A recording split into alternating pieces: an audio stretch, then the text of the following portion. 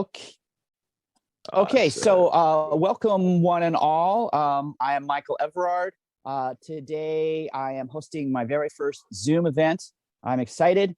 I have David and Steve joining me so far. We may or may not have additional participants joining the presentation. Today we're going to talk about science and spirituality. And what I am doing with all of my work is basically making connections between various schools of thought. My greatest interest would have to be consciousness, and my additional interests include quantum mechanics, biology, chemistry, psychology. I also enjoy, of course, philosophy, theology. I mean, just all of these things that we can talk about as human beings is what makes life interesting and fun and quite an adventure. So, David, are you with us? Just muted. I had it on mute. I'm sorry. Yeah, I'm here. Oh, okay, cool. So, go ahead and introduce yourself, David, and then I'll have Steve do the same. Tell us a little bit about yourself. Okay, I'm David Chanthavong. I was a Buddhist monk for a few months, 4 years ago, and prior to that, I was a soldier. And right now, what I'm doing for a living is I'm a CNC machinist, but I also run quite a few groups on Facebook. One of them is the Science and Wisdom group that everybody is currently in right now. All I do is talk about spirituality and religious subjects there. So, but my major background is Buddhism. That's what I'm here for today, and thank you for having me today, Michael. Oh, awesome! It's an honor and a pleasure. Steve, tell us a little bit about yourself. Such an ambiguous, loaded question. In a nutshell, started a company from the ground up on YouTube, basically created an entire system. So I'm a solutions consultant, an independent contractor, and I network with various organizations that are hyper-focused on solutions. So kind of a jack of all trades. Awesome. Let's start with, let me ask both of you guys a question. What do you feel is most important as far as beginning any sort of a research project or a process of learning? You have to have a clear mind. Well, if you're going to learn anything, you want to go into the learning with knowing nothing, pretty much. That's the best way you're going to learn and pick up most of the information out of anything. In terms of research, I like to go towards, what are we researching? You know, are you researching religion? Are you researching science? You know, it's hard to find credible sources nowadays, but usually there's no more, the most credible sources, at least when it comes to religion, is the original source. Like the Pali Canon, and I've studied the Pali Canon for years. And it's quite different. It's quite different from the other schools of Buddhism. All the other schools of Buddhism, they have their own canon. But the Pali Canon, for example, is the oldest and the most accurate one in terms of the teachings of the Buddha. Cool. So in other words, would you agree that you have to know what it is that you want to know? So when we talk about a research project, you have to be very clear about what it is that you want to sort of rediscover or become more aware of. Is that safe to say? Yeah, that's very safe to say. You have to know what you want, what you're getting into. If you want consciousness, you research topics on consciousness or religions. that are very heavy into that consciousness study that you're looking for, especially the Dharmic religions, Hinduism, Jainism, Buddhism, Sikhism. They're all about Okay, consciousness. cool. Cool. What say you, Steve? Captain Jack Sparrow.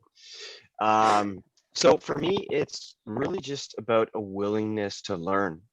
Kind of really started on this journey just from a Facebook post that a friend had shared, and they always say there's no coincidences, but that just really means in the quantum realm there's no accidents, there's only probability and possibility folded into existence by perception. So just inquisitiveness and the willingness to learn and ask a lot of questions to the point where you almost get annoying, and it's okay. It's totally okay if someone's willing to teach. Be willing to learn. Simple, right? It's funny that you say that in regards to asking the questions. The idea of being more childlike. I feel like I'm how I was when I was 5 years old, because I always ask questions, and I'm not sure. There is probably a movie clip where there's a kid that's asking questions like over just and every answer turns into another question. So I always like to think about basically everything by asking my two favorite questions. So my all-time favorite question is, why does it exist? The second favorite question is, why not? Because really, why not ask the questions? Why not learn more about anything that you wish to better understand? One of the things that I'm working on in regards to really the centerpiece of my work has to do with feelings. And one of the things that I sort of came up with is the idea that feelings are the most effective form of communication in the universe.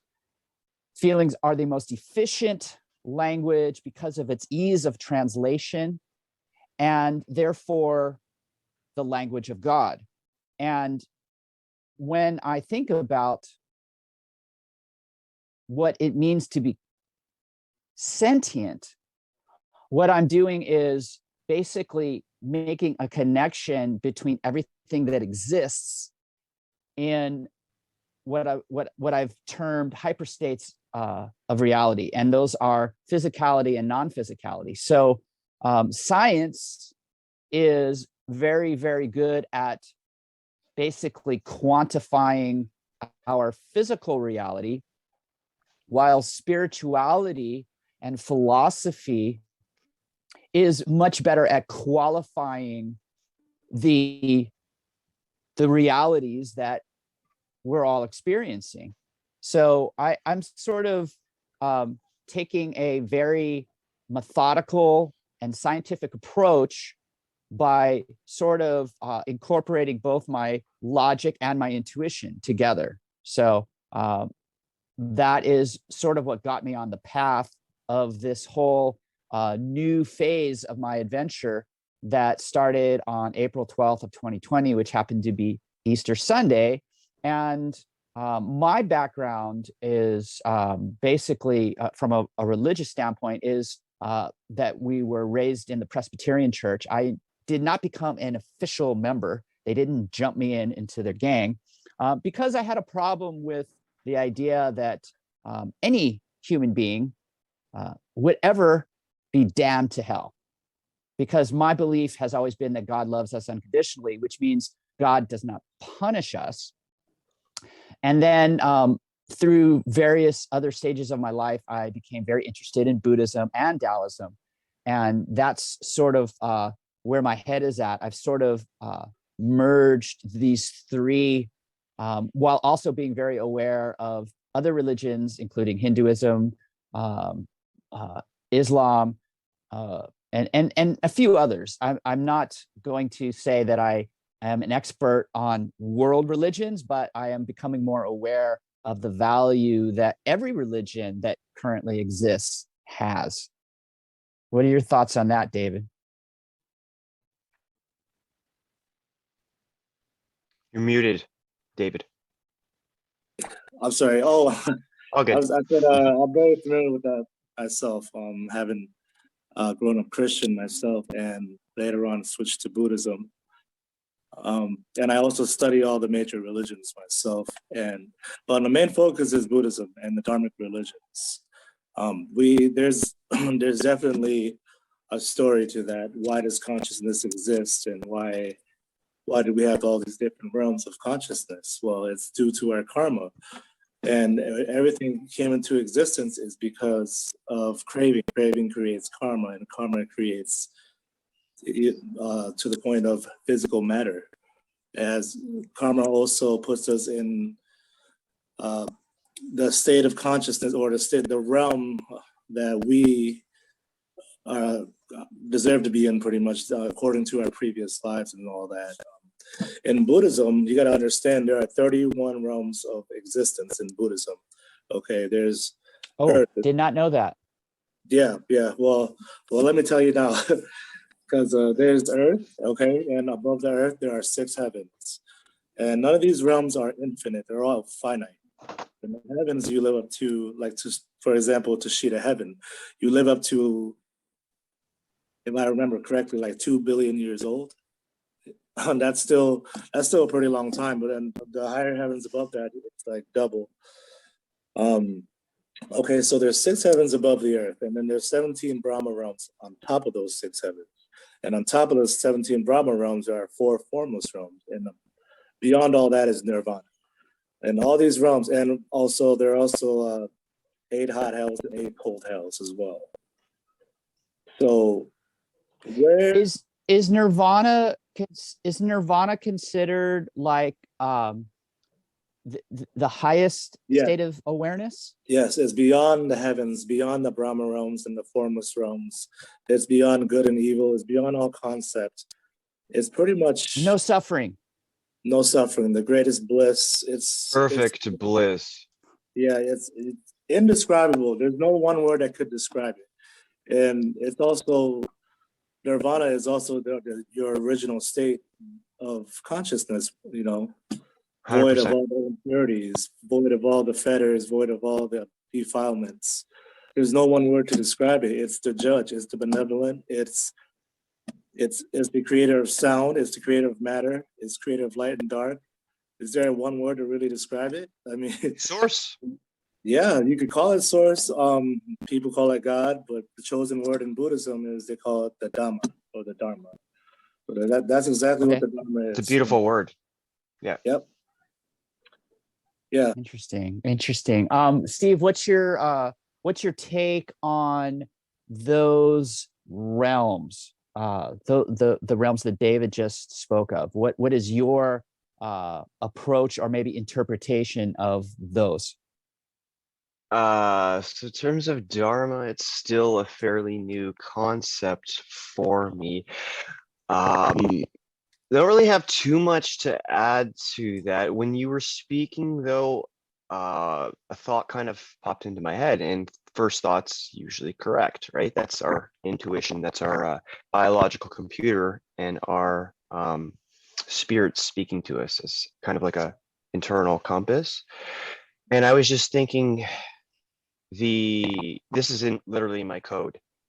The answer is the question. So oftentimes I'll ask people questions because it gets them thinking, right? And thinking's good, right? Because a lot of us like to be. I don't believe that anyone really, truly, deep down wants to be told what to do. I believe they've been conditioned to be told what to do, and then they just learn to accept that. Because free will is the first universal law. So a lot of times I'll ask questions, and then sometimes I'll give an answer. I try to ask questions as much as possible. And it's just like you, Michael, you often know the answer before you ask it, at least from your from your perception, and then it always helps to increase awareness by learning other people's perspectives, right? So that's pretty much what I have to add to that. We learn from each other. One of the things that popped into mind in regards to that word bliss, I came up with a saying. I'm always thinking, I'm always writing. I'm also very much enjoying photography, and what I do with sort of the feelings and the images and the thoughts that will sort of stream through my consciousness. Oh my gosh! Is feeling images. What's that? I like feeling that. images, thoughts. Bit. Binary. Yeah. I came up with a saying. I'm going to say maybe a couple of weeks ago, and here's the saying: ignorance is the abyss, innocence is bliss. I love it. Because that whole idea of ignorance is bliss doesn't make sense to me. Because it doesn't make sense to me either. It does come to mind the idea of knowing nothingness. Like I think maybe David, you even broached that subject. Start the process by knowing nothing, if I'm not mistaken. And we do place ourselves in a position of pure absorption when we began at that 0 point. If we go into any sort of a learning scenario, and I believe every experience is an opportunity to learn. If we go in with any baggage, any prejudice, any even bias to a certain extent, although to be biased is more of an electronic term. Wow. What's that? What's that? I'm gonna cover up my motorcycle. Right? Bias and be as. Can I add to what you're talking about with ignorance and bliss? Yeah. Just a different perspective. Yeah. So sure, it kind of came to me. So ignorance, when they say ignorance is bliss, it does make sense, because just like with trauma, okay, there's some very dark stuff that goes on in this realm. Mm-hmm. And to not know that information would be more peaceful than if you weren't ready to hear it and submerged yourself into it. So I can understand that perspective of ignorance being bliss. It makes sense to me.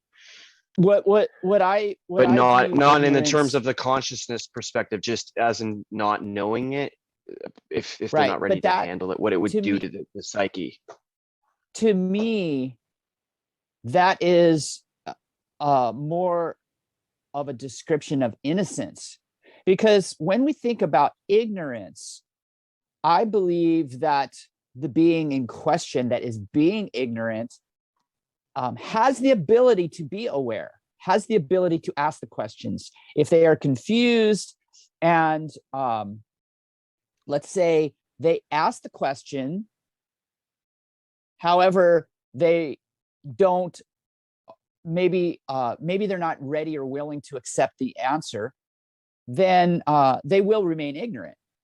So it's really a matter of knowing or being aware of what to seek. So if you're a child, for example, and you're innocent, or hopefully you're innocent, because there's lots of examples of people unfortunately doing very harmful things to kids, and we know this, and that innocence is stolen, and then the child is forced to know something that they don't need to know.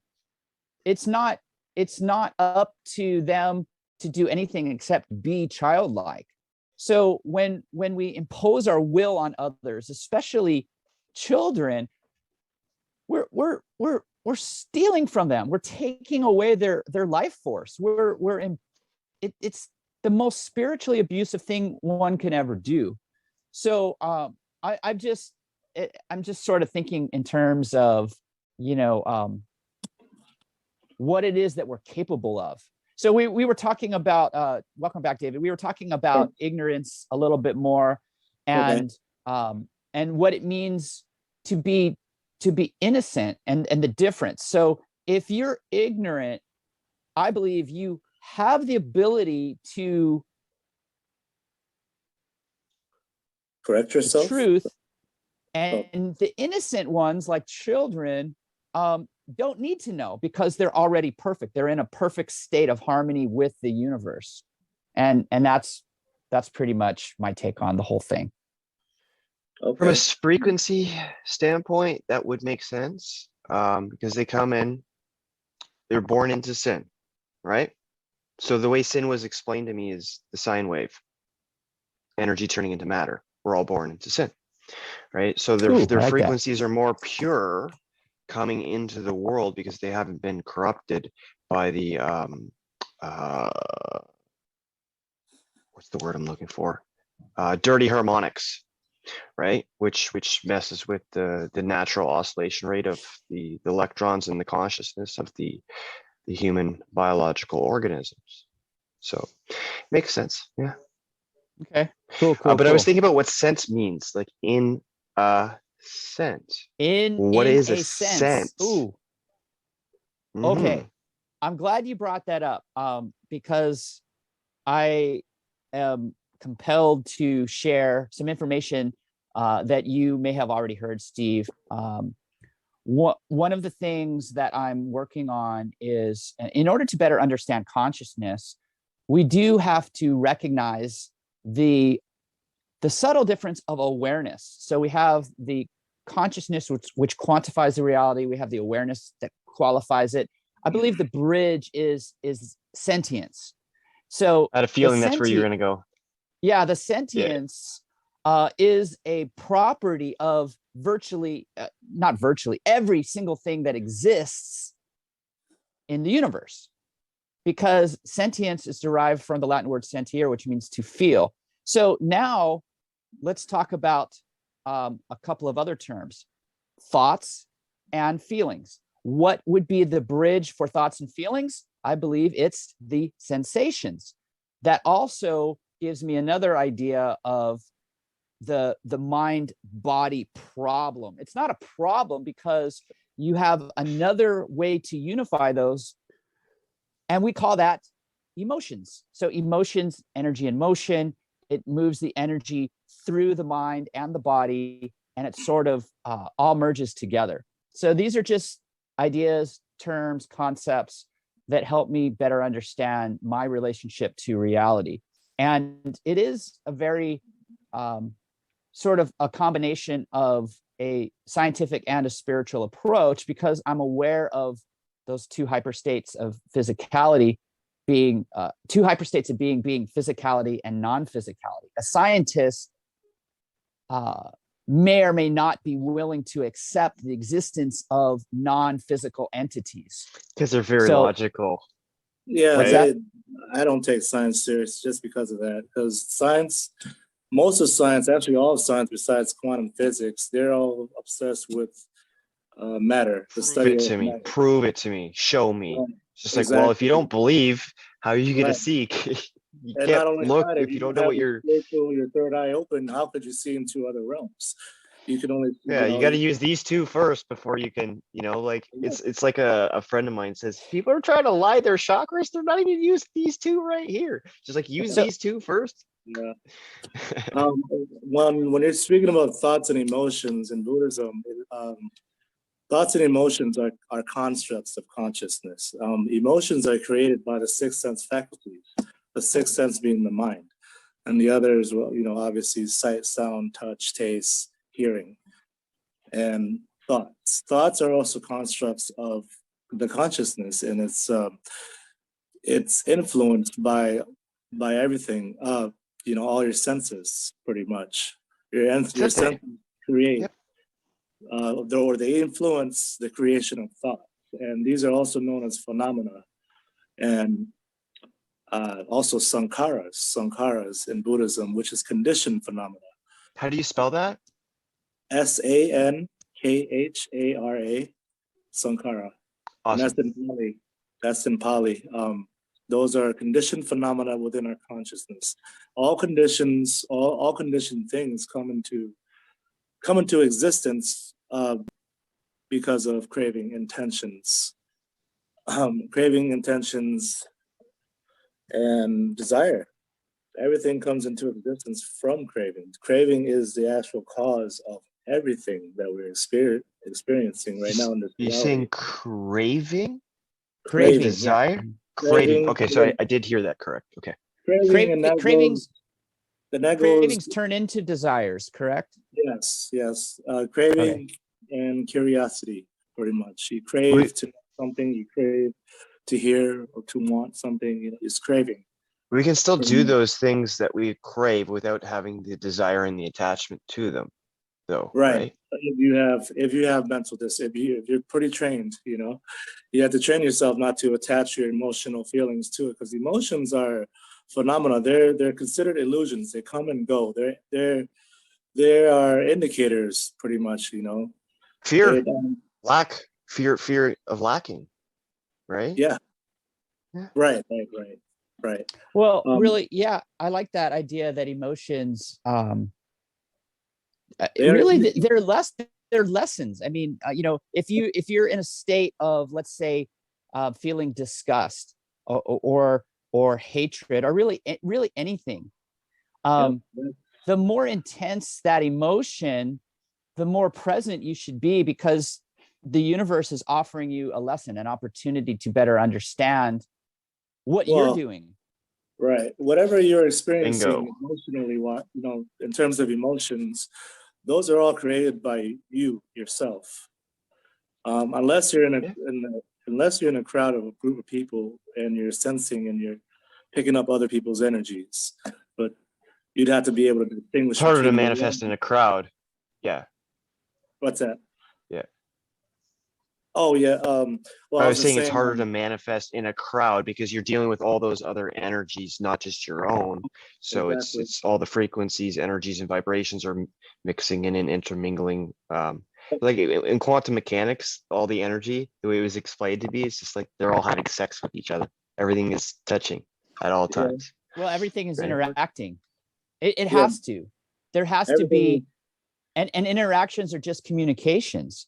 And every time a communication occurs, there's a transfer of information. One of the things that I'm also sort of very aware of is that everything is basically just information. And information serves one purpose. It transforms the states of being of, you know, various entities, pieces of energy, the flowing of these other objects. I mean, all of it. It's just, and one of the things that I'm working on today, I posted part 1 of consciousness being the 5th fundamental force.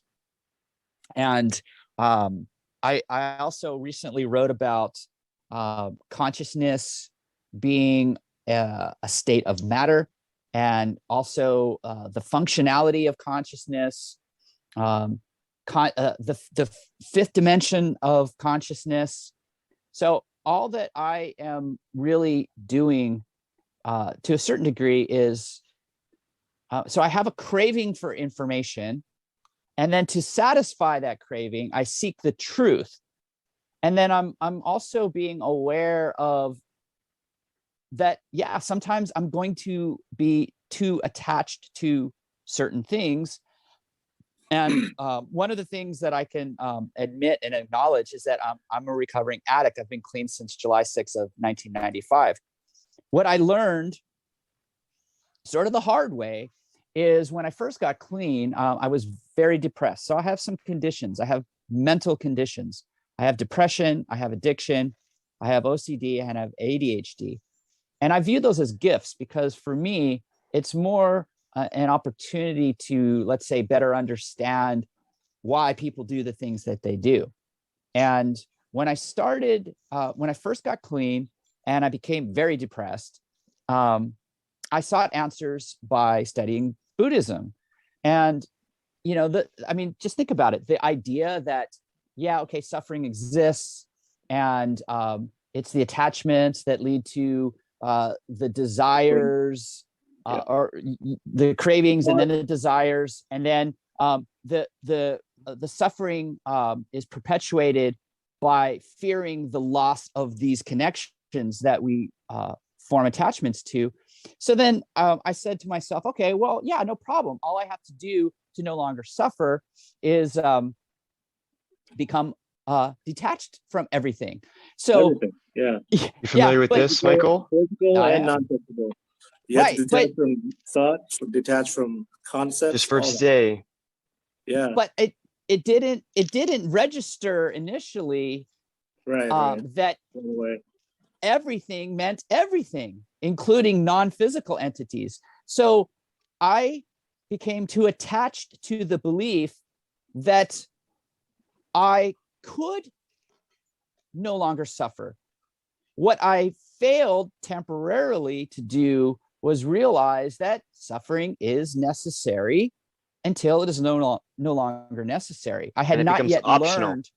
Right. I had not yet learned that suffering is more of a choice of how we understand our relationship with the universe. So in any case, I digress on that whole topic, but it was certainly the beginning of my understanding of how powerful consciousness is, because it is really these, is it the thought that creates the inspirational feelings, or is it the feelings that inspire the thoughts? I mean, does it matter? I mean, to me, it doesn't matter.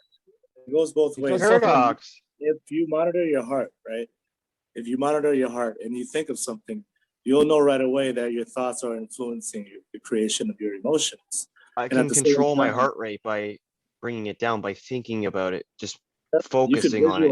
And then so I have a smartwatch here, and I literally can monitor it in real time. And it's wild because I can think what my heart rate is at and gauge it. And I'm just like, okay, so 80. And then I was going to go, but then I hesitated. I was going to say 86, but then I just did 80. And then it was exactly at 80 before I even saw the number. It was 80. It was amazing. Yeah, your consciousness 66. It supersedes everything. If you tap into your consciousness, you got to remember, this is just a physical shell that we're living in. This is not really us. It's the consciousness that traverses all the realms, that goes from body to body, realm to realm. And 100%. If you want to get to the higher realms, you have to refine your consciousness. If you're constantly in a lower state of being, sorrow, anger, hatred, all that, you're going to always be in lower states, lower realms. Scale of consciousness. Yep, it's directly linked to your consciousness. So when you die, the moment of death, however your current state of consciousness is, emotionally and mentally, that will determine your next destination. Yep. Not only that, but there's some stories behind that, but where you go to pretty much the Buddhist purgatory is called Prita, and it's in the interior of the earth, and you get to go see King Yama. He's the judge. He's the one that decides where you go, depending on your karma, your good and bad deeds. If your good deeds outweigh your bad deeds, you get to go back to, you can actually go to heaven or back to earth, depending on how much good karma or good deeds you have acquired during your previous life. But if your bad deeds outweigh your good deeds, time in the lower realms, or actually time in hell is required. One of the Buddha's. So like lower dimensions, or a physical place called hell? A physical place. And when you get reborn into hell, according to Buddhism, you get a new body, a hell being body, and it's able to withstand and endure extreme pains for long periods of time. It's not a human body. And when you're born into what's that? Would a hell being body be a demon? No, demons, as we know it, according to like biblical and other scriptures, are evil ghosts that roam the earth. A demon or a hell being in some cases. But no, hell beings are the beings that are being punished. Okay, these are not to be confused with hell wardens. Hell wardens are the ones that are punishing or in charge of all Like the Prison Break, yeah, the wardens. pretty much. Michael can appreciate that one. Yeah, so you got hell beings and hell wardens. So we have different bodies in every single realm in Mhm. Buddhism. When you're born into the heavens, you're not born from a womb. You're manifested from thin air into a celestial body of a deva From that knows, nothingness. yeah, that Yeah. knows no hunger, no pains, and no lust, void of all of that. An earthly body like ours, a human body, we experience pain, suffering, illness, aging from beginning to end. You don't get that with a celestial body of a deva. Deva means God or gods, goddesses, whatever, celestial being. So if you get to be born into the higher realms, the heavens, you're good to go. But it's not forever. You have to remember that. Nothing is forever. It goes on, time goes by very slowly in the heavens. So It sounds like when, the Phantom Zone. yeah, I mean, I'm not familiar with that, but we could talk about that. But for example, Tushita heaven is the fourth highest heaven. 100 years on Earth is only 6 hours in Tushita. That's to just give you an example of how slow time goes by in the heavens. Very slow, but it's not infinite. That's It's fun. that's because It's in another dimension. the faster and I'm going to make a scientific connection here. The closer to the speed of light that you travel, the slower time will pass. And the speed of light, once it's achieved, because it's constant, time stops. It's just Perfect stillness. Yep. it is. It's Time is different in every dimension, and every realm is considered a different dimension. Every dimension has its own universe. So it's a Relative. multiverse. Yes. Totally. Yeah. Yes. So we can't see these beings, we can't see ghosts, we can't see angels because they're in another dimension. We have to open up our dimensional eye, our spiritual eye, our third eye. What about have you heard of tetrachromacy? Tetrachromacy? No, I haven't. They have 4 cones, so they're able to see into the ultraviolet spectrum, so they can see like a million more colors. can just ultraviolet or also into the infrared? Probably into the infrared as well, so they can see way beyond what we can see. Because I've spoken to very religious individuals when I was in Ottawa, and they could actually see demons, ghosts, Some people that do. kind of thing, Some all people do. around them, all the time. Yep, they're in another dimension. It's like radio waves and Wi-Fi. We can't see it, but we know it's there. Our devices pick it up. It's in another Yeah, it's just like a dimension. radio. We're just picking up on different frequencies. Yeah. Yep, Yeah. pretty much. It's Exactly so how the other realms are. it's so funny that you bring up the whole just the whole idea of frequencies. One of the things that I'm very much interested in is quantum mechanics, and if anybody that's going to listen to this, I plan on sharing this video with everyone.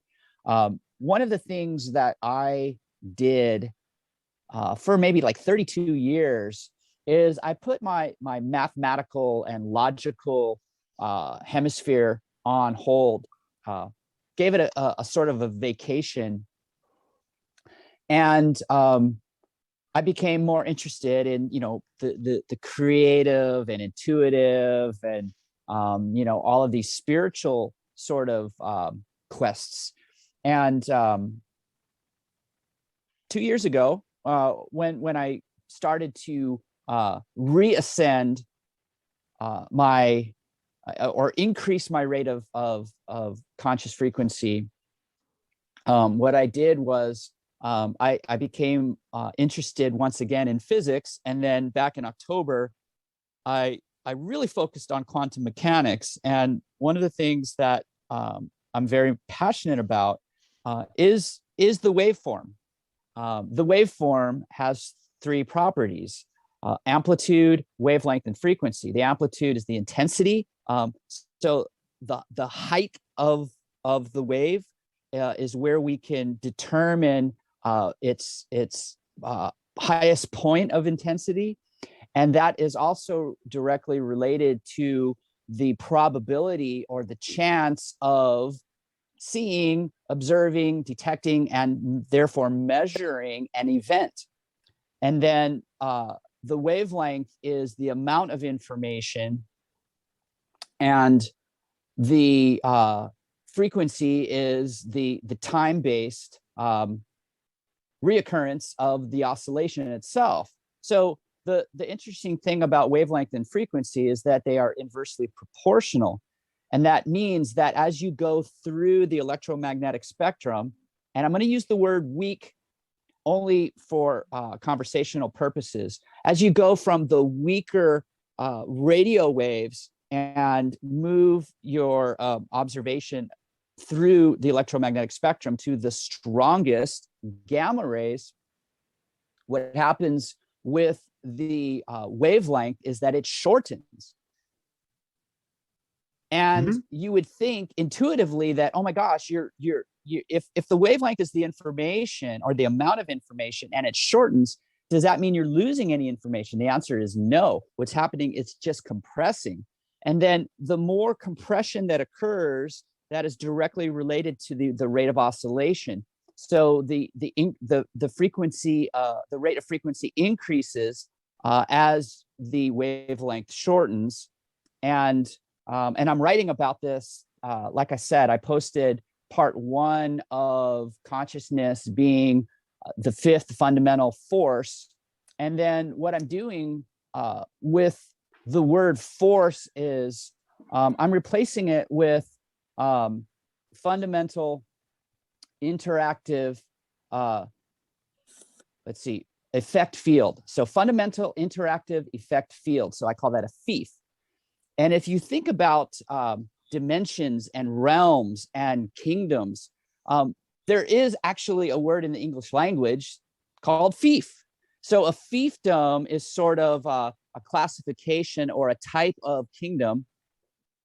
And I like to use acronyms a lot. It's just fun because I'm a word nerd. But the idea with consciousness being a force of nature, and the way I'm making the relationship sort of happen is I'm viewing the forces of gravity, electromagnetism, nuclear strong and nuclear weak, and I'm sort of comparing those properties, those analytical properties of those forces, and those are strength, range, and particle.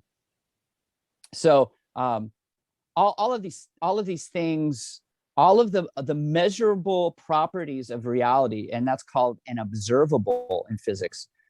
An observable is anything that can be measured or quantified.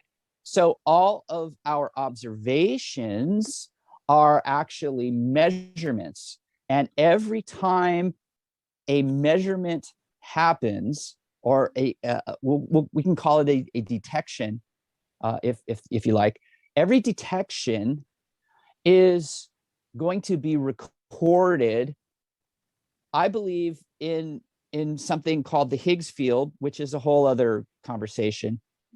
And a lot of spiritual beings might be familiar with the term Akashic records.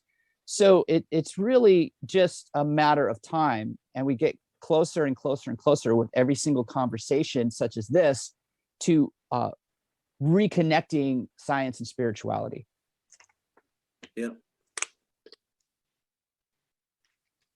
Totally. The Akashic records, by the way, well, for me, for Buddhists, actually, the consciousness is actually the all, or God, pretty much the creator. It's everything. It's not separate from sound. It's not separate from time. It's time itself. It's the concept creator. It's the creator of sound. It's the creator of everything. So from your consciousness comes everything. This physical reality is actually pretty much an emanation of consciousness. But we view this physical reality as real. It's not real. It's only an emanation of it. It's an illusion. A projection. It's only a projection. Yeah, because from the nothingness comes everything. Remember this. Light, dark, sound, matter, all comes from the nothingness. And yep, this could also 100%. Agree. Mostly proven through. I read a research paper through some Japanese scientists. They were taking pictures in space and recording space and how things came to creation, and you could literally see that one area that they were recording, it was nothing, and throughout time, light and matter just appeared out of nowhere in different places. There's no one single origin. Actually, there's many different origins when it comes to creation. Yep. I, for one, I don't subscribe to the Big Bang Theory or the Darwinism evolution theory, because those things is pretty much just speaking of matter and physicality, the physical world. When consciousness was never born, it's never dead. It's the unborn. It was never created. It was always there. That's how you could describe consciousness, and it's capable of all things. It is all things. And once you tap into this state, you can pretty much you can teleport to many realms at will. And this is exactly what the Buddha did with many of his disciples. There's stories about this.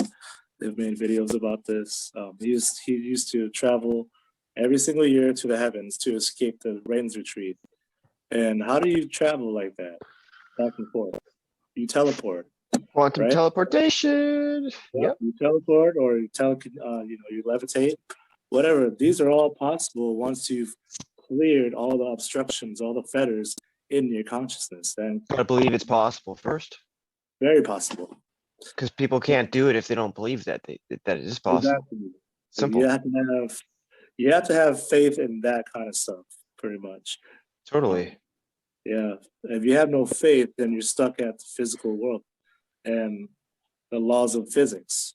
The laws of physics is only valid in the physical realm. In the non-physical realm, it means nothing. Because everything is possible in the non-physical realm. Math isn't even legit.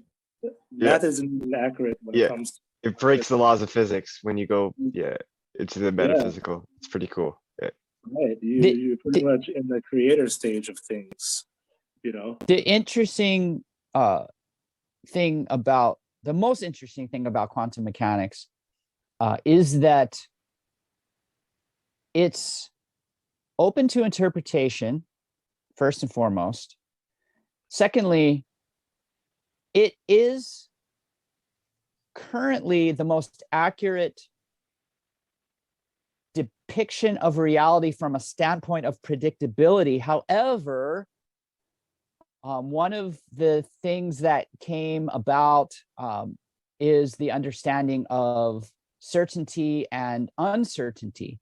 So Heisenberg's uncertainty principle talks about this, and it's basically the idea that you can only know one thing for certain at a time. And what they do is, what's that? Oh no, go ahead. I'm sorry. I was just commenting on that specific thing. I don't believe that. I don't believe that at all. Because when you reach a certain state of consciousness, awakening, you can understand many things at once. You have an extrasensory. Totally. I agree. I agree 100%. And this is kind of. I feel like Michael was going somewhere with that, though. Yeah, the reason why quantum mechanics is paradoxical is because of that very reason. So let me talk about the uncertainty principle. So we have a better understanding of what certainty is. Humans want to be certain. We want to be. Hey, we got Monique on. Hey, Monique. Thanks for joining. She said she can't stay long. That's cool. So the uncertainty principle is this. You take two conjugate pairs, also called conjugate variables. In most cases, when we study the uncertainty principle, we're talking about position and momentum. If you can, let's say, measure to whatever high degree of accuracy your technology allows the position of a particle, for example, you will be equally uncertain of its momentum, and vice versa. If you can measure the momentum of a particle to, again, however high degree of accuracy your technology allows, you will be equally uncertain of the position. Niels Bohr also had sort of a paralleled thing called complementary physics, which again is focusing on the idea of at least from a human in a physical body has only the capability of knowing one thing or the other. So again, this is important because it ties back into the hyperstates of physicality and non-physicality. If a scientist like Einstein, for example, was absolutely certain of special relativity because he was able to unify space and time. Okay, so we have the space-time continuum. And then he was also able to take his predecessor's work and Michael froze. Yeah, you froze there, Michael. already been thinking about energy matter. Oh, okay, no worries. So I heard predecessor and then I was ancient talking about- matter. Oh, You okay. froze it before that. So yeah. I was talking about Einstein's special relativity unifying space and time, and then also able to show mathematically how energy is related to matter. What it is that he was uncertain about and found it to he was very uncomfortable with quantum mechanics because of this idea of quantum entanglement, and what he didn't like how it felt. He wanted to be certain. He wanted to be absolutely certain and therefore able to predict every event that we could possibly measure. And this was his problem. This was his paradox that he was not able to resolve. Niels Bohr, on the other, wanted to be able to Niels, predict.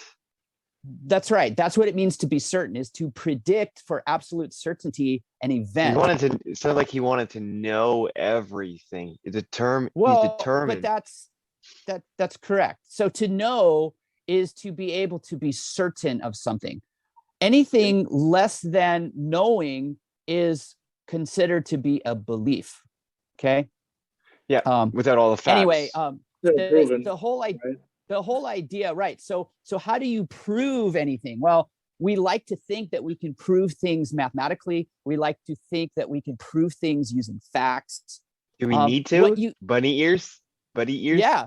Hop? What you All the way can't do, around what you can't do, however, is, as a human being anyway, the only thing we can know for absolute certainty in any given moment is how we are currently feeling.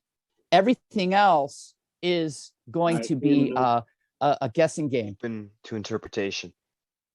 Yeah. Hey, Monique, do you want to add anything? We're talking about science and spirituality. Any thoughts that you would like to add at this time? She said she had to run. I gotta go. I have an appointment that is on their way over to meet with me. So I don't have much time, and I'm not as smart as all of you guys either. So no. I'm good. What's your take? What's your take or your perception of reality? Like, how do you understand reality? Oh gosh, I wouldn't even know what to say. Yeah, that can go anyway. I'm a listener. I'm just a listener. Okay, fair enough. Reality is based on pretty much your current state of consciousness, your perception. There are many modes of perceptions, and there are many modes of cognition when it comes to the mind. How we see the world in layman's terms, basically. Yeah, definitely. So if you are all constantly in a negative state of mind, in anger and sorrow, the whole world will appear like that. And this goes for happiness and stuff like that too. Now, if you are devoid of happiness and sorrow, anger, and hatred, you're in the pure state. You can see things for what they actually are, for what they truly are, because everything is perception. Most of it, everything is based on perception. Our words that come out of our mouth are based on our own perception of things. How we feel about ourselves. Yep. How we treat others, the golden rule. Exactly. And our emotions actually are fueled, influenced by perceptions too, our own perceptions, which is our view of things, our thoughts, how we think of things, and this is how emotions are created as well. It's by thoughts, by thought, and the other five senses that we also have in this physical human body. Yeah. That's how I feel about consciousness and reality. It's all based on perception. So, how about you guys?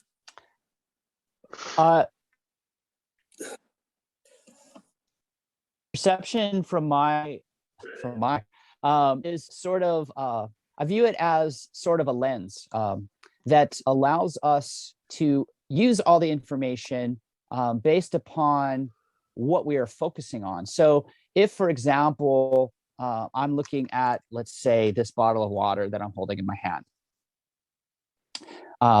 perception is the beginning of observation. You have to use your perception to view the observation, the object, the topic, whatever it is that you're doing has to involve your perception, because your perception, and again, I like to use the word lens. It's how we focus the information. What's that? Oh, I agree with you 100%. Being lens, right? Absolutely. And the energy. So the electromagnetic spectrum is the energy. It's the information, and we receive it through our five basic senses. I also believe that we have three non-physical spiritual senses: space, motion, and time. A lot of people think of the sixth sense from that standpoint, and you can. Which one's the sixth? Well, the sixth sense is the mind. The sixth sense is the mind in Buddhism. Right. Yeah. And the mind, though, is where you receive the information from space, motion, and time, which again are non-physical entities. So again, it's how you first have to receive the information, and then through the focal lens, if, for example, you fine-tune your focal lens and you zoom in on something, and then you're able to see it clearly, great. If you zoom in on something but there's an obstruction, then what can you do about it? Well, you can change your point of view and then review, reperceive, and then refocus in on whatever it is that you're observing. Or you can remove that obstruction through spiritual or purification practice. There's a ton of those. There's many methods that it actually works, and that includes working on your chakras, clearing your mind of fetters and defilements, as they want to call it. You clear your obstructions by doing daily, constant work on it, 24/7. Repetition is the greatest teacher. You won't gain any attainment. Every minute, every second, every hour, every day, constant growth, because otherwise we're staying stagnant. Yep. And then if we're not learning every day, how can we grow, right? Exactly. We learn something every day if you constantly just observe without judging, observe without perception. You'll learn something every single day, from the micro level to the macro level. Let me ask though a quick question. You just it's important because it sort of triggered a thought. You said observe every day without judgment, and I totally agree with that. But you said without perception. Is it really possible? Preconditions. Okay. I like that. Yeah. Okay. That should have been more specific. I'm sorry. No. That makes sense. I appreciate the clarification. Right. Yeah, you have to view it without preconditions. So what is preconceived thought? Clarity, right? Because Michael, you said when you can view something with clarity. Yes. How do we define clarity? Clarity. How do we know? Peaceful. It's peacefulness. Okay, so peaceful would be a different word. Okay, because I just wanted to clarify. What did you say, Dave? David, what did you say? Clarity could also be clear and beautiful, or purity. Purity. Okay. Purity. So pure, like a pure heart. Like the Katy Perry song, I will love you unconditionally. Like no matter what. It's like Well, relationships, right? love wouldn't be We gotta, pure. we don't Yeah. try to go into a relationship to change them. We love them where they're at, and they have to change for them. They can't change for someone else because that it won't work that way. Well, you're talking about relationships there. That's a whole nother thing. Well, when you're in a relationship, especially when you're in love, that's pretty good. Love is a veil that goes over your eyes and your heart and your mind. I'm just going to put it like that. It's the Buddha stated that love is the greatest illusion. It binds one to lower realms. It binds you to constant rebirth in lower realms, because attachment leads to suffering, and suffering leads to hell or the lower realms. I would agree with you to a point in the corporal form because of the intense sexual energy attached love has to dual meaning. to those feelings.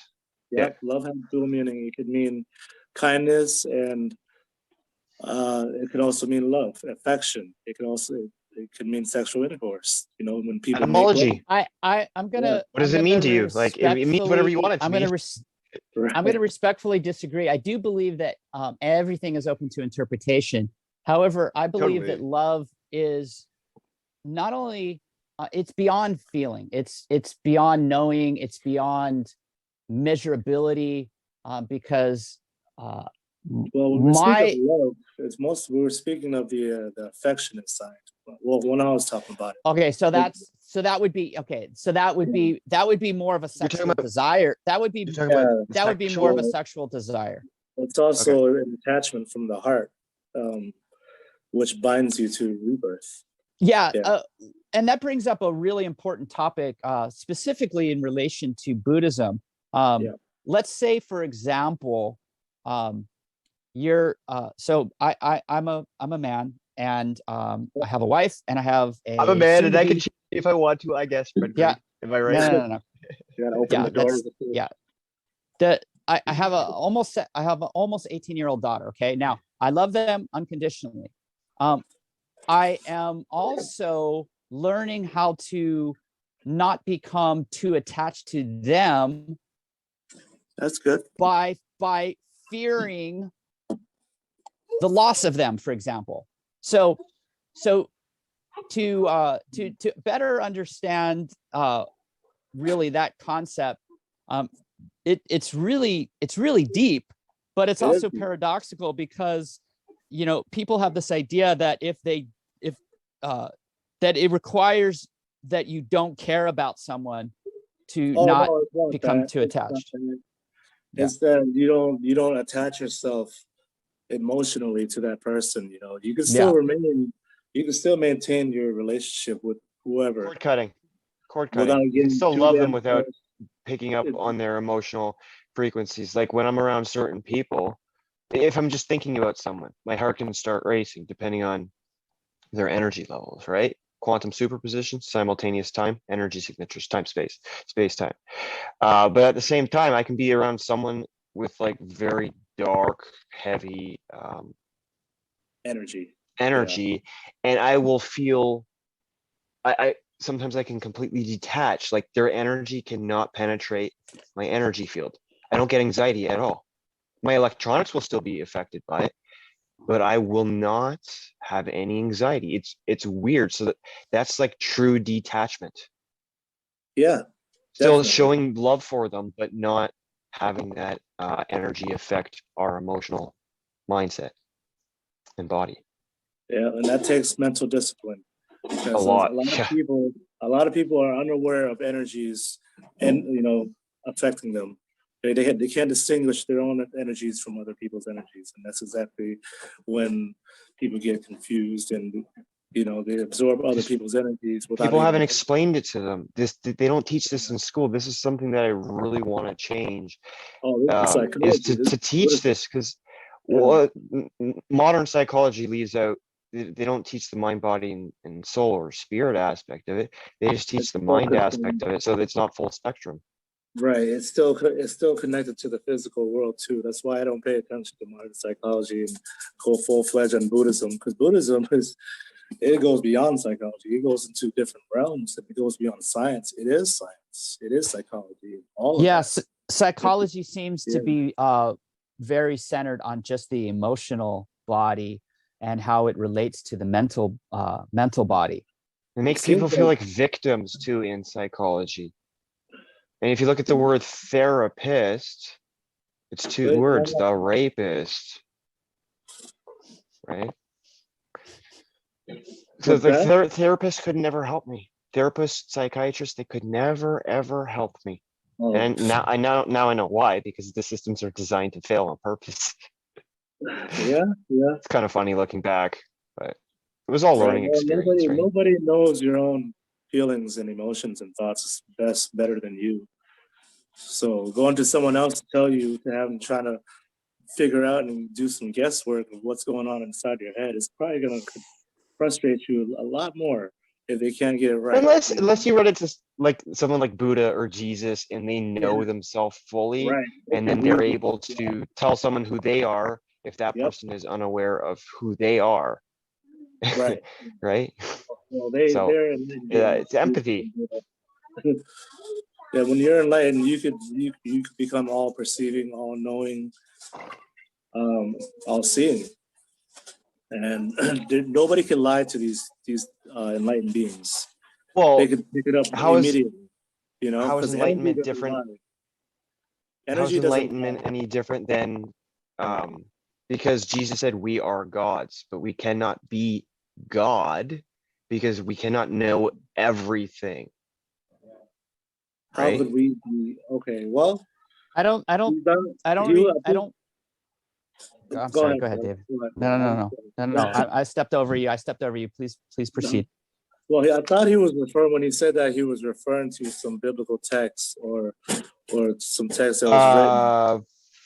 Okay, so there's two things. Well, the Egyptians first said in an ancient proverb, the Yeah. kingdom of heaven is within, and any man who knows himself shall find it. And men came from the mind, the universe. That doesn't It's mental. say that, Steve. right?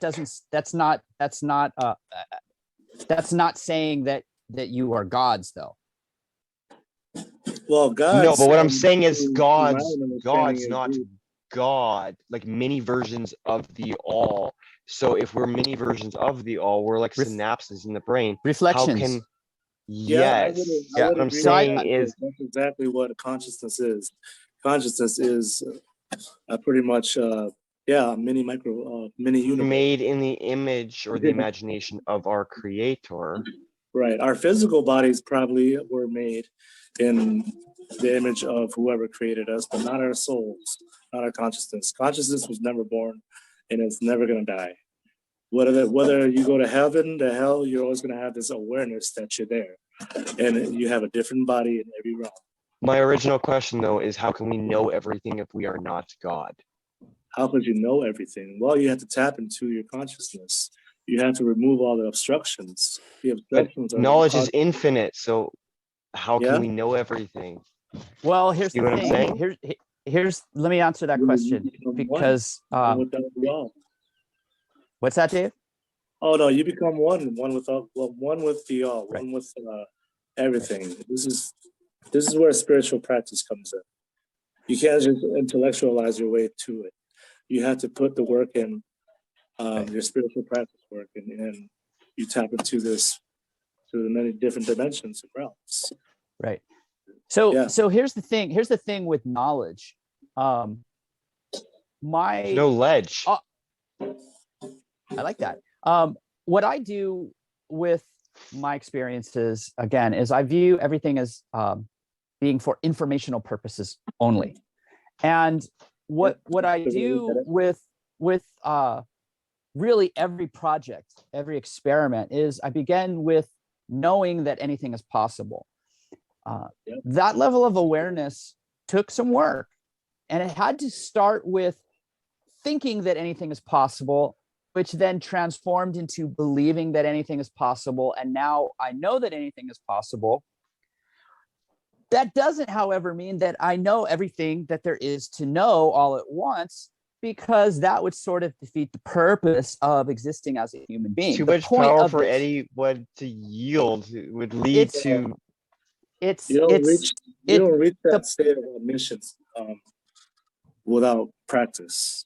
Repetitive. I it I don't believe that. Only God can know everything. I'm sorry, I'm gonna have to There is disagree on God. that one. here's okay. So God, you know, there is here's the no God thing. in Buddhism. Here, We well, ourselves are the creators. Our so consciousness. Yeah, both of you guys are yeah, actually describing a very accurate and detailed version of your interpretation of the information, and both of them resonate with me. There's really 8 billion uniquely qualified experts on reality because everybody's experience is really happening, and it's also simultaneously occurring in the spirit realm. There really is Exactly. no other way to view it. Now the whole idea we're of multi-dimensional beings. oh, absolutely, Isbis, 100%. Isbis, immortal, spiritual, biological entities. We exist I like everywhere that. at all times. Yeah. Yeah, But our we are corporeal definitely form multi- in this 4D reality is limited because the vibrational frequency is slowed down. So our consciousness can make sense of it without our minds snapping because it's literally a hologram. Well, consciousness is more than just frequency. It's also thoughts. Energy, It's vibration. also, Yeah. energy. It can't be qualified or quantified because it is everything and more that we haven't We're seen. beyond quantum. We're beyond quantum at this point. Way Pretty beyond much. quantum. It's beyond all written concepts, all known written concepts. It is the concept. It's concept itself. This is verbiage used to really explain something that is beyond intricacy. Yeah, I mean, it's beyond all known written descriptions because it could do everything and anything. It is everything. It's the portal. It's a traveling portal to other realms. I mean, you can't really describe this all awesome power. It's not even. It's crazy. You can only feel the truth in anything when it comes down to it, and this is why I always am aware of something that a friend of mine taught me that I've known since we were 8. He was the one that got me thinking about sort of the difference and possibility of a predetermined universe. So he's a strict determinist. I have always been a free will sort of spirit. And I was able to understand his point of view when he told me that all beliefs are paradoxical because they are only partially true. So then what I did was I allowed myself to believe that their determinism is actually all that exists. And I did that for about a month and a half. And then what I did was I reverted back and reconnected the possibility of free will coexisting with determinism, which is now how I view reality. So Free we will have leads into determinism. Yeah, it's a beautiful, yeah, absolutely. Right? So your strength of will is your ability to determine what experience that you want to live, and vice versa.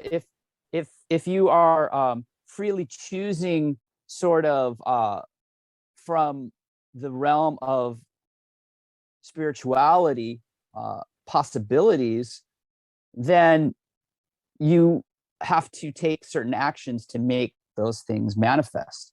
So that's sort of my take on it. Hermetic principle. Yeah, all beliefs are partially true.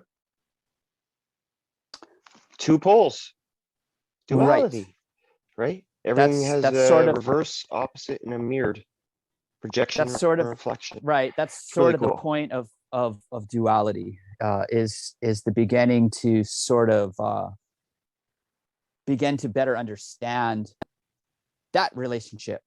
Once you understand the relationship between, let's say, two things, you can bridge the gap and turn that duality into a triunification or a trinity. So then if everything exists in duality, that means there's duality within duality within duality within duality to infinity. It just keeps going and going and going and going. There's no end. Infinite loops. Literally. There's loops within loops, dreams within dreams, dimensions within realms. And I mean, there's really it really is a game. It is a simulation.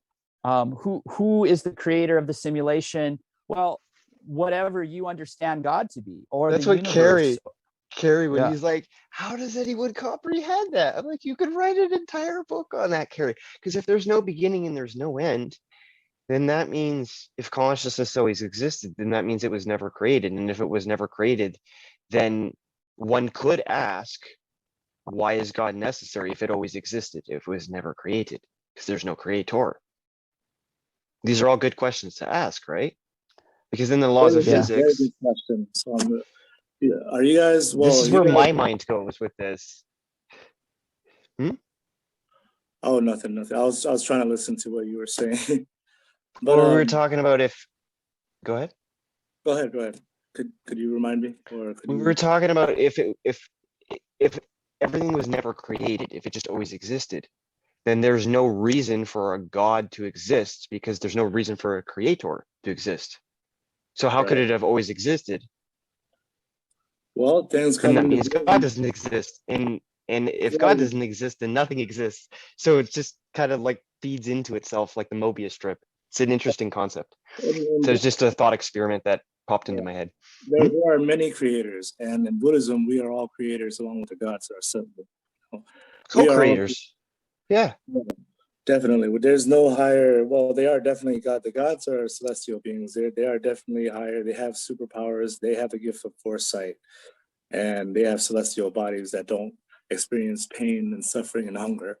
We as humans, we still have consciousness just like them. We don't have powers, and we experience pain and suffering and illness from beginning to end. They don't get to experience that. So that's why they're considered gods and higher beings, because they have extra powers or extra sensory powers as well. They have the gift of foresight and sometimes hindsight as well. They can see their previous lives. So this is a classification of beings according Seeing to you're talking about past, like some people do past life therapy, past life regression, so they can go and see in their past lives when they're put into a deep hypnotic trance. That's what you're describing? Yep, because I'm Yeah. describing reincarnation and past lives and all that. Because we are obviously not in heaven. We obviously we weren't good enough to go there. So that's why we're here on Earth. You don't believe that heaven can be a non-physical place and a physical place? It's both. It's in another dimension. It is a form realm, and it's known as a desire realm in Buddhism. The gods. So it is both. It's Okay. both. Yeah, it's in a higher dimensional realm, higher frequency. You have to be pure to enter the heavens. Pure of heart and pure of mind. Even Jesus states this. The Buddha will state this. Oh, totally. Jesus literally, when they asked him when the kingdom of heaven is approaching, and he said, "Look not here or there, for behold, the kingdom of heaven is within." It's literally in the Bible, and it also ties into the ancient Egyptian parables as well. And the Pope came out recently, and he said the kingdom of heaven is not a physical place, on the record. The Pope. Well, it's both. It's in another dimension. It's literally in the sky, and in another dimension as well. And there are many gods up there. There's every level of heaven has a leader or a king, or if you want to say a ruler. It's a hierarchy. So You're talking about the heavenly courts, correct? yeah. Well, in Buddhism, it explains that the heavens are attainable through meditation states. Actually, the Brahma realms are attainable. The ones that are higher than the heavens, they are attainable and reachable through only deep states of meditation. Because the heavens are attainable just by just being a good person, living a life of good deeds and helping people. That's how you could enter the heavens by meritorious deed alone. Do you believe that you can get to those faster states of consciousness without meditation? That would be very difficult, but yes, anything is possible. Anything's possible. There I you believe go. anything is possible, but according to the Buddha, there's no other way for a human being to do it without being absorbed in a deep state of meditation with eyes open or closed. You could meditate with your eyes open, you know. Yeah, I've got a question for you about the Buddha. So Yeah. when I was interviewing, he goes by code name Hades because he didn't want people to know his real name. And he said to me that Buddha was so humble that he did not want to be worshipped. He didn't want statues made in his name. What do you have to say about that? That's very true. Like a couple of 100 years after his death, they didn't honor that request of his to not make any statues or figures of him, and they started making statues and figures of him. They started using that for ritual purposes, empowerment purposes, like because they need a source of reference to look at, or to, I don't know. I honestly don't know why they started creating statues, because they didn't do it in his lifetime. And I they didn't feel do like it, I know the answer to that. yeah. It comes down to worship, how we Okay. define worship. You know what I mean? Like, should we Yeah. worship something and put it up on a pedestal? Or is it more accurate to say, should we appreciate and follow in the footsteps of, perhaps? I think appreciate and follow in the footsteps. See, in Buddhism, we don't worship nobody. We only bow down and pay respect, even if it's to a statue. We do the same thing to our parents. We do the same thing to monks, elders. We venerate them in the same way that we do the Buddha. That's just Buddhist culture. But a lot of people take it as worship. It's not worship. That's just the gesture of respect. Have you heard the saying, this Yeah. was interesting, and it kind of, it threw me for a loop when I first heard it. Someone said, what do you do when you meet the Buddha? You kill the Buddha. I'm like, why would you ever want to kill the Buddha? That's Japanese Have you ever heard that Buddhism. saying? I read that before. Yeah, that's Japanese Buddhism. I think it might even be Shintoism, but I understand what they're doing or saying by that, because people. It's allegory. Yeah. Exactly, it is, because of Buddhist monks themselves. They are attached to the Buddha himself. They almost deify him. You know, he's almost a deity. So if you want to, in order to reach enlightenment, you have to sever every single attachment, even to the one to your master, to your, to who you revere the most. You have to sever that attachment, and then boom, you will reach it. You finally attain it. You'll come to the ultimate realization, the ultimate state. Have you seen the movie Limitless by any chance? It sounds familiar. I might have, I have. but what's it about? It's about the pill So, that opens up your ability to basically create whatever you want. I've seen a similar movie. It's called NZT. Yep. Okay. What Lucy was really good. Yeah. Hold on. What, David? What were you gonna say? You said you saw a similar movie. Yeah, Lucy. She took. Love that movie. Yeah, Perfect. she took the pill. It And was she turned amazing. into nothingness in the end. She turned into the nothingness. you know, that's exactly. Did she get like put into the AI system? Yeah, I mean. Well, she created a biological and yet harmoniously synthetic organism that just basically, just then transformed into the nothingness. Yeah, it was cool.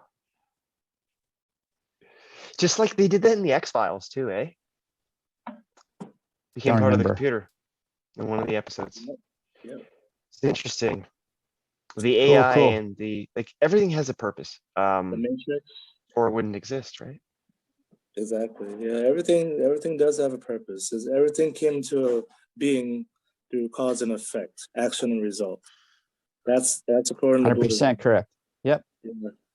Yep. And then it goes beyond the physical. It goes into the non-physical too. There's action and result occurring to the non-physical realm as well. And this is why I think of things in terms of physicality and non-physicality. And the reason why I use non-physicality instead of spirituality is because people that are spiritual already understand, or at least have a very great understanding of what spirituality is all about, whereas our scientific community members are not yet willing to see the value in spirituality. So I use their terminology, not against them. I use it for their own knowledge, their own comprehension. They resonate with that word to better. expand their awareness. Yeah. Yep. And I think religion and science actually goes together. There's science in all religions. I mean, if you look at it that way, They complement each other. Yeah. Yeah. Or some religions, at least, not all religions, because some religions are filled with more history and stories of people instead of actually the creation and how things in the Actual events. A lot of religion has allegory in it. Yeah. Good Especially stories in there, some allegory, but the cool thing about it is it's open to interpretation based off who's reading it and what value they get out of it. Because we can never tell someone that their interpretation is wrong. We can disagree with them. Right. Well, offer different perspectives, you know what I mean? But what is, like, how do we define what the truth is? Because are we the truth? Well, we exist. Yes. Right? We exist. That's all I'm gonna say. It comes down to consciousness, and that consciousness is the truth. It's the alpha and omega, because we came into this world with only our consciousness, and we leave this world with only our consciousness. It's the alpha and omega. You know. Can I add something to that thought, David? And I was going to talk about the alpha and omega earlier. My understanding of consciousness has been expanding to include awareness. And I believe that consciousness sort of, again, quantifies reality, awareness qualifies it. And the two are having it's all the same, consciousness, awareness. It's all the same to me. In etymology, it is fair essentially enough, the same thing. I totally get where Michael's going with this, though. So I love that. So fair enough. What I do with, again, all information is I sort of make it my own. I interpret it, I process it, I listen to what other people think about it. And again, what's that? Oh, no, you also categorize. A lot of people will categorize and separate and distinguish. Break apart words. It's fun. It's fun. We can make it our own. We can create words. It's so that we learn better, or it's make it easier for us to understand. Pretty much, that's why we categorize things. That's right. So the trick is to categorize, classify, evaluate, analyze, and assess without these preconceived ideas or prejudicial thoughts where we predetermine the value of it before we actually experience it. And that's one of the things that Jesus taught in regards to Matthew 7:1 through 7:7. That's a whole other ball of wax. Now, what I was going to say, love that those verses. It's beautiful. I actually forgot. I lost my train of thought. I totally forgot what I was going to say. I guess it's okay. Matthew 7. No. Okay. No. Hold on. Alpha and omega. So yeah, there you go. So the beginning and the end. Again, this is how we understand reality. We tell ourselves stories. Okay. So time does seem to radiate outwards. Okay. Now, when we go back in time, when we revisit a memory, for example, we are reinterpreting and therefore re-experiencing to a certain extent that event that has already occurred. When it comes to the understanding the alpha and omega, what I do is I view the consciousness as the alpha. So it's the beginning of, let's say, the thought process, which is required to basically begin any conversation, any act of creation. And that, of course, involves the perception as well. And then the awareness is the omega. Now, what came first, the chicken or the egg? Well, the egg is the omega. Both. Yeah, well, both are correct. Hold on. Yeah. Hold on. I totally gotta finish this thought, or it's gonna drive me nuts. So the nothingness is the omega. It is sort of the feeling of everything, because feelings are, again, being the language of God, the best and most efficient way to know anything. So when you seek the truth in something, and again, because beliefs are paradoxical, if you are honest with yourself and you ask the questions, ask the good questions, and then be willing to accept the response, especially if it's directly from source or if it's directly from a source, such as a sacred text, because this is how we learn. This is how we experience the information for ourselves. We don't need people to tell us what to think. However, it is important to acknowledge that there are enlightened beings, masters, sages, wizards, whatever, that are willing to share the information that they have already processed. So when something resonates with us, it's okay to accept their interpretation because we've already made it our own through the resonance. Yeah, definitely agree. Everybody has their own interpretation of everything. But you gotta admit, though, most people, they're not on our level of understanding of how the universe is. Do we need to compare ourselves to other people, though? I mean, only for validation. Validation. What's validation? Confirmation. That's what validation is. You have to, that's exactly why we compare, and this is exactly why we. What do we need validation on? If we know who we are, then does it matter? Well, if you're uncertain, it does matter. If you're not certain of what you know, then you wouldn't be validating. You'd be content on what you know, and exactly. I see where you're going with that, Steve, and I get what you're doing. Again, what's important to understand, I believe, and I'm very passionate about, is again, the whole idea of certainty. When you are certain, to what level can we be certain? Yeah. That's okay. Right. So yeah. It's up to each person to decide. Correct, actually. When you know most of your knowledge is correct.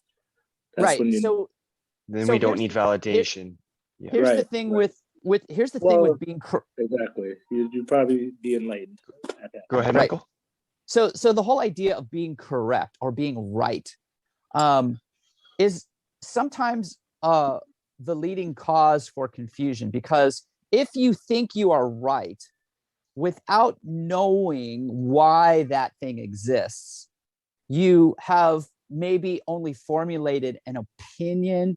Maybe it's a belief, but again, because beliefs are only partially true, it doesn't mean that you're not allowed to believe in things. Your belief system is an important process that involves your perception, involves your consciousness, involves your awareness and understanding of things.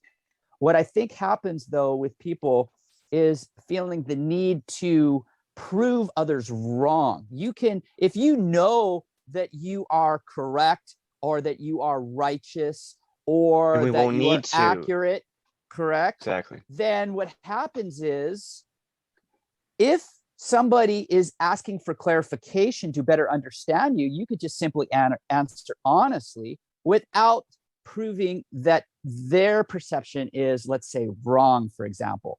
So everyone that has talked today has been very accurately describing their experiences from their perception, which is how we experience reality. And I think everybody here will have a greater understanding of all of these concepts because we're willing to listen to one another. We're willing to debate to a certain extent. So it's okay School to disagree. Thought. Yeah, this is a healthy chat. I would call this a Dharma chat, but it's not a Dharma chat because it's not all about Buddhism. This is a good and healthy, progressive, spiritually progressive chat.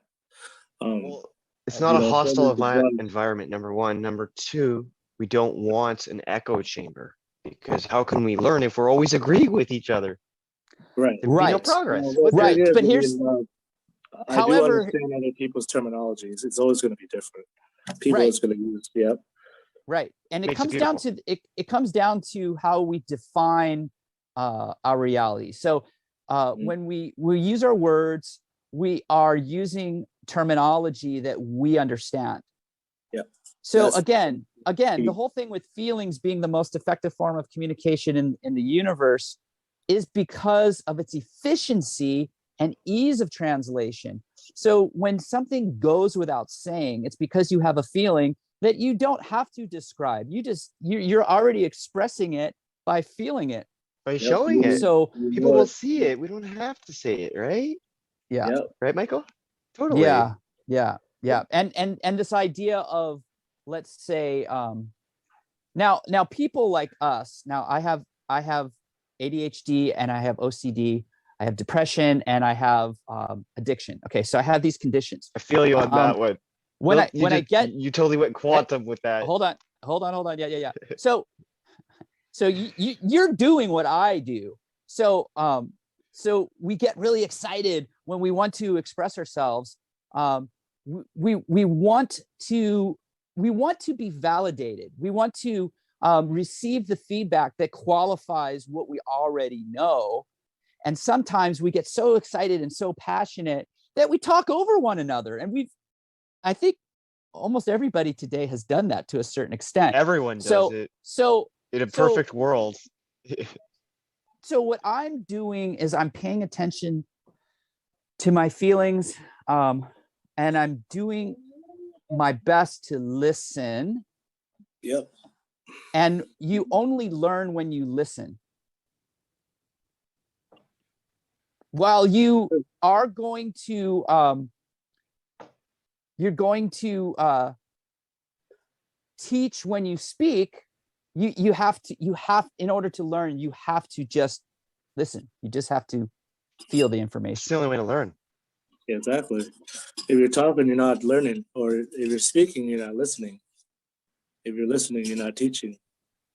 So, Totally. Yep, definitely. Mm-hmm. I totally agree. Listening is a skill, and not many people have this skill, unfortunately. It's an acquired skill. Yep. Yeah. Totally concur. One of the things that popped in my mind is that listening and feeling are sort of two of the same things. You don't just use your sense of sound to listen to your reality. You can use all of your senses, and not all of your senses are relevant to every discussion. So for example, if somebody were to watch our video later, they're obviously going to be using their sense of sight and their sense of sound primarily. However, during the course of this exchange, and by the simple act of observation, they are already quantumly entangled and receiving the information. If they keep their inner vision open, and this is also something that I was going to speak about earlier, the reason why your inner vision is called your third eye is because you are actually triangulating the information, and it's a combination of your two eyes with your inner vision that sort of hones in on, that coordinate, whatever that coordinate happens to be in space-time. So it's just exciting. I don't know. Oh, okay. Do you remember, was it Ant-Man? Where they time travel? Was it Ant-Man? Where they have to go back and, they have to find never go subatomic. So she was lost in the subatomic realm. Okay. And they had to figure out what the coordinates were. And if they didn't go at a specific moment in time, they were going to lose the coordinates. So if everything is simultaneous, if time is simultaneous, everything's moving. How do we figure out the coordinates? Has anyone ever thought of this, or is it just me? No. It's a great question. I'll answer that question very honestly and say that the act of observation is how we determine our reality. So, and this goes back to the whole thing with the uncertainty principle. So a human being in this state of physicality, again, is not yet ready or able to experience everything all at once. This is why we have the opportunity, the gift, the ability, if you will, of using our consciousness to focus in on one thing at a time. So whatever you are observing, and you can observe in the spiritual realm. So for example, when you observe a holiday, a national holiday, for example, you're not just seeing people experience the ceremonies and parades and whatnot, but you're mentally observing it, you're respecting it, and you're honoring it. So observation is not just done with your eyes, it's done with your entire being. Yep. And again, well, once you reach that level, yes, once you reach that level and you are in touch with all your senses, absolutely. But until then, it's mostly going to be eyes, ears, nose, okay, whatever. Correct. Yeah, Correct. a lot of people are not there yet. So yeah. This has been a great discussion, you guys. You usually do an hour and a half. I was gonna bring it up, and then I'm like, you know what? It's going on Michael's thing. Yeah, so you know what? He'll bring it up when he needs to. I think this is a good time to sort of wrap things up. Yeah. I'm Hour gonna 45. I'll make some final conclusions. But let me hear from David first, and then Steve, and then I'll just sort of bring it home. Okay. Well, I think this was a great chat, very productive, spiritually healthy, and it's good to always share knowledge and wisdom between each other, especially in the realms of physics, because I need to get into that more myself. So I'm glad that I ran into people that are very familiar with physics and stuff, and I'm pretty sure you guys would like to know more about Buddhism too, and I would love to speak about it even more. So I think they all have correlations, they all have parallels, especially with Buddhism, because Buddhism is psychology, it is science, it's science of the afterlife, it's science of consciousness, if you actually think about it, if you want to view it in that way. But actually, yeah, exactly. But this has been an overall very good chat, and I look forward to the next one, actually. So thank you very much for having me. It's been an honor and a pleasure. Steve, what say you? The only thing I would add is I appreciate the opportunity to join in, and thanks for thinking of me. Doing it a little different on Zoom, changed the style up, a little different than Facebook, and it was a good conversation. Just hearing different perspectives, and it was beautiful. It was beautiful. So I appreciate your time, and it was great meeting you, David. Yeah, you too. Thank you, Steve. Awesome. All I can say is that I appreciate both of your wisdoms and experiences and descriptions and interpretations. I mean, it's really a joy to learn from two beings that get it. And when I say get it, I mean, you guys are both inquisitive, intelligent, knowledgeable, beautiful beings that I enjoy speaking with. And David, I'm so excited. I've known David for probably about 2 years. Actually, I've known David longer than you, Steve. But it was only in, what's that? Yeah, it's about 2 years. I created the Science and Wisdom group in February 2020, and that's exactly what you were one of the first guys. So, yeah. So I'm glad to. Did we have our first conversation yesterday, I believe, or was it the day before? The day before, yeah. Yeah. So I appreciate this time.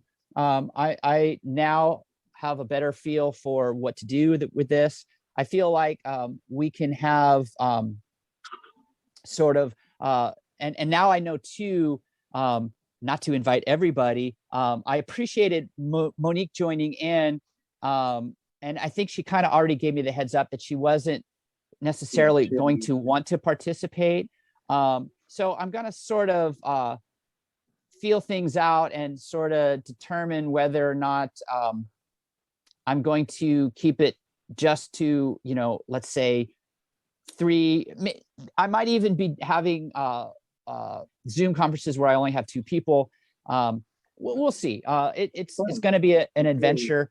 I think if it gets too big, it can get overwhelming. I know what you mean. Yeah. So I think what I'll do is I think I'm going to go back to doing 3 things. doing short videos that I'll post on YouTube. I'm going to continue to do my Facebook Live presentations, and then I feel really energized to have like this other platform, because then that way I can save it and then still post it on YouTube. And have backups in the clouds. Yeah. Yay. Yeah. So It's amazing. thank you guys. I appreciate the time and attention and knowledge, and just, boy, I learned a lot today. So with that, It was fun. I am going to And the stop recording? the video. So thank you guys. Yep. All Appreciate right. your I'll time, see both of you you. later. Ciao for now. Namaste. Bye for now. Yep. Bye-bye.